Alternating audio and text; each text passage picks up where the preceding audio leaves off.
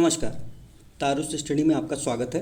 आज तारीख है 19 सितंबर 2023। आज के जितने महत्वपूर्ण करंट अफेयर्स हैं वो मैं आपको बताऊंगा तथा लास्ट में आप लोगों को एक क्वेश्चन पूछूंगा जिसका आंसर आप लोगों को कमेंट बॉक्स में देना होगा। पूरा वीडियो ध्यान से देखिएगा, स्किप मत करिएगा। चलिए शुरू करते हैं। OIML सर्टिफिकेट जारी करने वाला 13वां देश कौन बन गया है? OIML international organization of legal metrology, ये सर्टिफिकेट देने वाला भारत विश्व में 13वां देश बन गया है। ये उपभोक्ता मामले विभाग का लीगल मेट्रोलॉजी डिवीज़न जो है वो OIML प्रमाण पत्र जारी करने के लिए अधिकृत है। अब OIML में मेट्रोलॉजी आया है। मेट्रोलॉजी क्या होता है? ये माप और उनके अनुप्रयोगों का विज्ञान है। किसका? माप का। अब लीगल मेट्रोलॉजी मेट्रोलॉजी की एक शाखा है जो कॉमर्शियल लेन देन जो होता है उसको सुनिश्चित करती है तथा माप और माप उपकरणों से संबंधित खरीद और बेचने के कानून पर ध्यान केंद्रित करती है। OIML की स्थापना कब हुई थी? इसकी स्थापना हुई थी 1955 में। मुख्यालय पेरिस में है। और एक OIML स्थापना से पहले सबसे पहले एक मीटर अभिसमय आया था जो आया था 1875 में। अंतर्राष्ट्रीय संधि हुई थी 1875 को पेरिस फ्रांस में। और इस दिन 20 मई 1875 को जो पेरिस में संधि हुई थी उसी दिन से इसे विश्व मापिकी दिवस के रूप में मनाया जाता है। किसे? 20 मई को विश्व मापिकी दिवस के रूप में। अब भारत जो है 1955 में OIML की स्थापना हुई और भारत जो है वो 1956 से इसमें जुड़ा है। अब OIML टोटल 12 देश पहले से थे जो जारी कर सकते थे। अब 13वां देश अपना भारत बन गया है। बाकी के जो 12 देश थे उनके एक बार नाम देख लीजिए।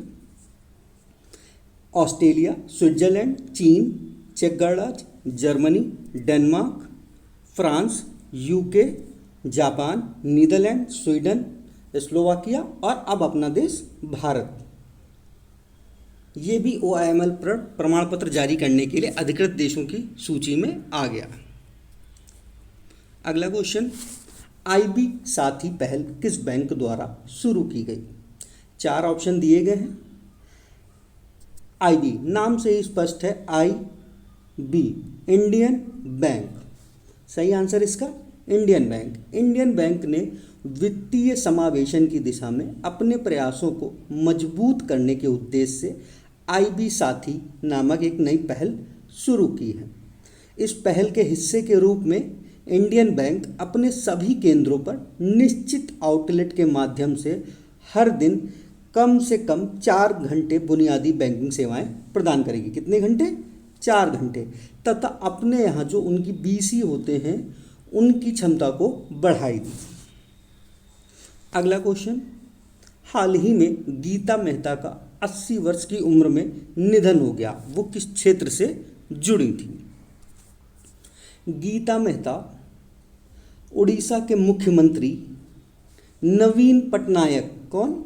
नवीन पटनायक की बड़ी बहन है। और नवीन पटनायक के एक भाई और है जिनका नाम है बिजनेसमैन प्रेम पटनायक। इन दोनों की बड़ी बहन का नाम था गीता मेहता। इनका 80 वर्ष की उम्र में निधन हो गया। ये लेखिका और फिल्म निर्माता रही हैं। अब गीता मेहता ने कई किताबें भी लिखी हैं जिनमें Karma Cola, snacks and landers, a river सूत्र, राज और एटर्नल गणेश शामिल है। 2019 में, कितना? 2019 में गीता मेहता को पद्मश्री पुरस्कार से सम्मानित किया गया था, लेकिन उन्होंने इस पुरस्कार को स्वीकृत नहीं किया था। अगला क्वेश्चन, आधार और प्रवेश के लिए एकल जन्म प्रमाण पत्र कब से लागू होगा? 4 ऑप्शन दिए गए हैं। जन्म और मृत्यु पंजीकरण संशोधन अधिनियम 2023 केंद्र द्वारा कई सेवाओं का लाभ उठाने के लिए एक ही दस्तावेज के रूप में जन्म प्रमाण पत्र का उपयोग किया जाएगा और ये लागू होगा 1 अक्टूबर, अगले महीने की 1 तारीख से। अब अभी तक क्या होता था, आधार के लिए अलग होता था, जन्म प्रमाण पत्र बनवाना पड़ता था और किसी भी शैक्षिक संस्थान या डीएल या फिर मतदाता सूची या फिर पासपोर्ट वगैरह के लिए अप्लाई करने पे आपको जन्म प्रमाण पत्र अलग से बनवाना पड़ता था। अब ये दोनों चीज़ें आपकी एक साथ रहेंगी। अगस्त में जो मानसून सत्र खत्म हुआ है उसमें संसद के दोनों सदनों ने जन्म और मृत्यु पंजीकरण संशोधन विधेयक 2023 पारित किया है। इसी के फलस्वरूप आधार और प्रवेश के लिए अब एकल जन्म प्रमाण पत्र की आवश्यकता होगी और ये 1 अक्टूबर से लागू होगा। अगला क्वेश्चन, एशिया कप 2023 का मैन ऑफ द मैच किससे दिया गया? 4 ऑप्शन दिए गए हैं, चारों ऑप्शन बहुत इंपॉर्टेंट है। मोहम्मद सिराज, इन्हें man of the match 2023 Asia cup दिया गया। कुलदीप यादव, ये मैन ऑफ द सीरीज रहे हैं।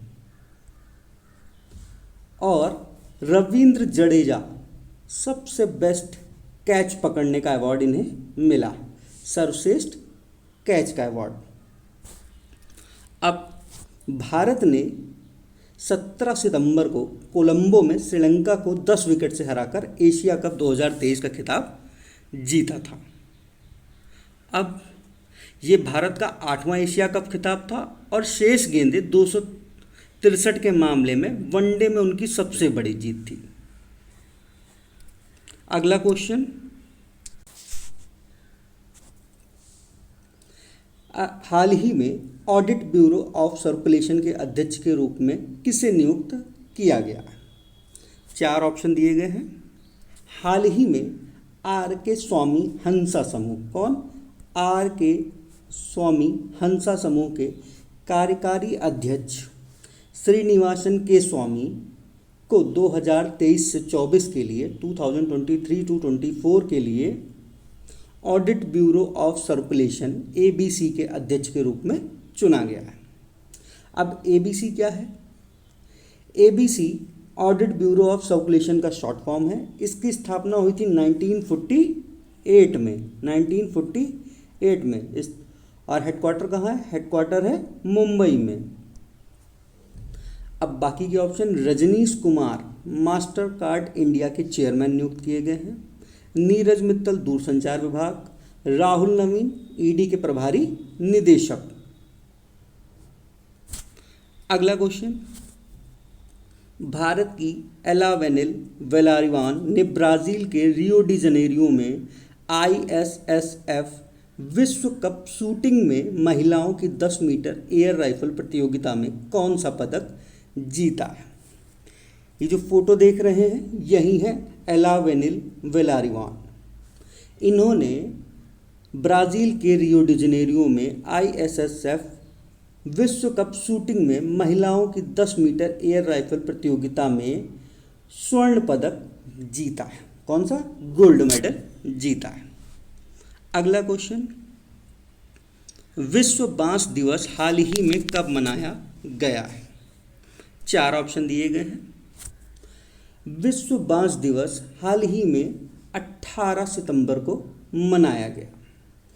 बांस के बारे में जागरूकता फैलाने के लिए वर्ष 2009 से, कब से? 2009 से विश्व बांस संगठन द्वारा इसे मनाया जा रहा है।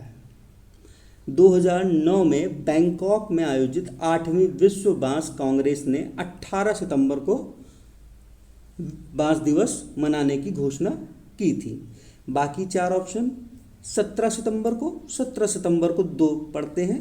एक हो गया तेलंगाना मुक्ति दिवस और विश्व रोगी सुरक्षा दिवस। अब 16 सितंबर ओजोन डे, ये सबसे इंपॉर्टेंट है, ओजोन डे। अब 15 सितंबर को अंतर्राष्ट्रीय लोकतंत्र दिवस। कौन सा? लोकतंत्र दिवस। अब सितंबर मंथ के सारे दिवस एक बार रिवाइज कर लीजिए। 2 सितंबर को विश्व नारियल दिवस, 5 सितंबर को विश्व चैरिटी दिवस, 7 सितंबर को अंतर्राष्ट्रीय पुलिस सहयोग दिवस, 8 सितंबर को अंतर्राष्ट्रीय साक्षरता दिवस और विश्व फिजियोथेरेपी दिवस। 9 सितंबर को हिमालय दिवस, विश्व प्राथमिक चिकित्सा दिवस। 10 सितंबर को विश्व आत्महत्या रोकथाम दिवस। 11 सितंबर को राष्ट्रीय वन शहीद दिवस। 12 सितंबर दक्षिण दक्षिण सहयोग दिवस। 14 सितंबर को हिंदी दिवस। 15 सितंबर अभी बताया अंतर्राष्ट्रीय लोकतंत्र दिवस। 16 सितंबर को विश्व ओजोन दिवस। 17 सितंबर को विश्व रोगी सुरक्षा दिवस और तेलंगाना मुक्ति दिवस। 18 सितंबर इम्पॉर्टेंट है विश्व बांस दिवस। अगला क्वेश्चन है, हाल ही में रक्षा अधिग्रहण परिषद ने भारतीय वायुसेना के लिए कितने सुकोई Su-30 MKI खरीदने का फैसला किया है? रक्षा अधिग्रहण परिषद ने भारतीय वायुसेना के लिए 12 सुकोई Su-30 MKI खरीदने का प्रस्ताव और इसके साथ ही 45 करोड़ रुपए के अन्य जो उसमें कुछ प्रस्ताव शामिल हैं, टोटल 4500 करोड़ रुपए के प्रस्तावों को मंजूरी दी है।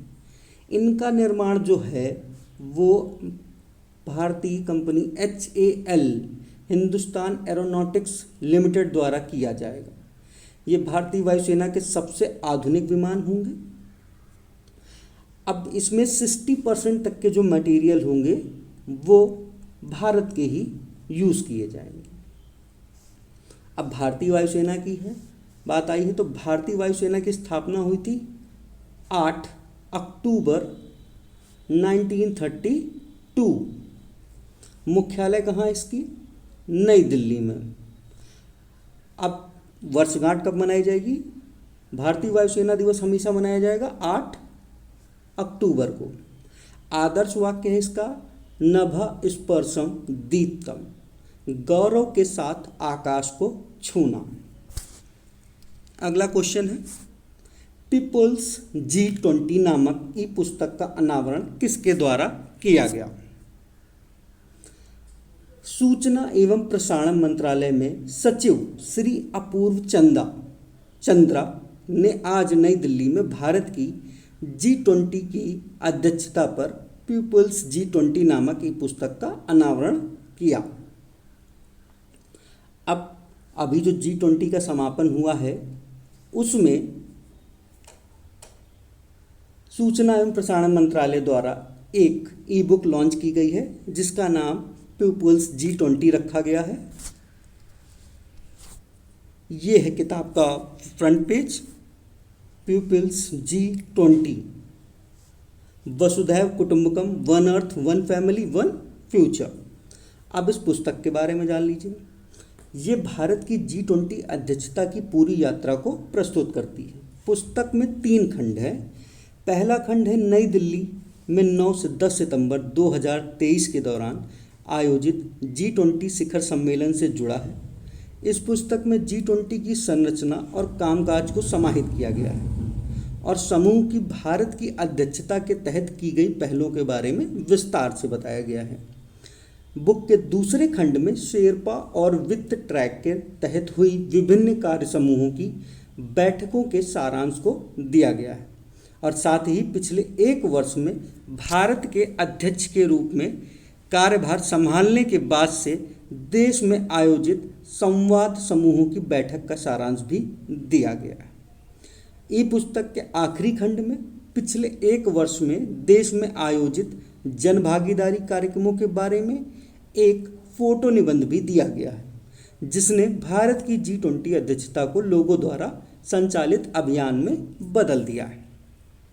अब कल का प्रश्न, कल मैंने आप लोगों से क्वेश्चन पूछा था, हाल ही में गृह आधार योजना किस राज्य द्वारा शुरू की गई? आंसर था इसका गोवा। गोवा के मुख्यमंत्री प्रमोद सावंत द्वारा गोवा की गृहिणियों को सशक्त बनाने के लिए गृह आधार योजना शुरू की गई है। गोवा का गठन कब हुआ था?